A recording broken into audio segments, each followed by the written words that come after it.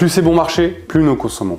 En 1865, un économiste britannique nommé William Stanley Jevons remarquait un phénomène étrange concernant le charbon. À mesure que les machines à vapeur devenaient de plus en plus efficaces, beaucoup pensaient que la consommation de charbon allait diminuer. C'est l'inverse qui s'est produit.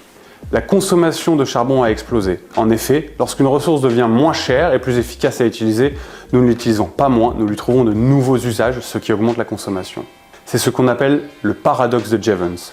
Et aujourd'hui, on voit le même scénario se produire dans le domaine de l'intelligence artificielle. Les prix des tokens sont en baisse. Qu'est-ce qu'un token ? Un token est simplement une unité de texte qu'un modèle d'IA lit ou génère. C'est environ 4 caractères, soit approximativement 3/4 d'un mot. Par exemple, le mot maison représente un token. En revanche, un mot plus long peut être découpé en plusieurs tokens.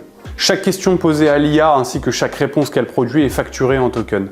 Selon toute logique, avec un prix par token en baisse, nos factures devraient donc diminuer.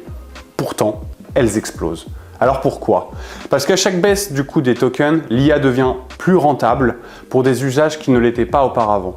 Nous sommes passés du simple chatbot répondant à une question rapide à des agents autonomes capables de réfléchir pendant plusieurs minutes, de raisonner étape par étape et d'interagir entre eux, tout cela dans le but d'accomplir une seule tâche. Plus les modèles sont récents, plus ils consomment de tokens, car leur capacité de raisonnement devient toujours de plus en plus puissante. Le Silicon Data Token Expenditure Index, qui mesure les dépenses totales liées à l'utilisation des grands modèles de langage, a à peu près doublé depuis fin 2025, alors même que le prix d'un token a chuté de plus de 90% depuis 2023.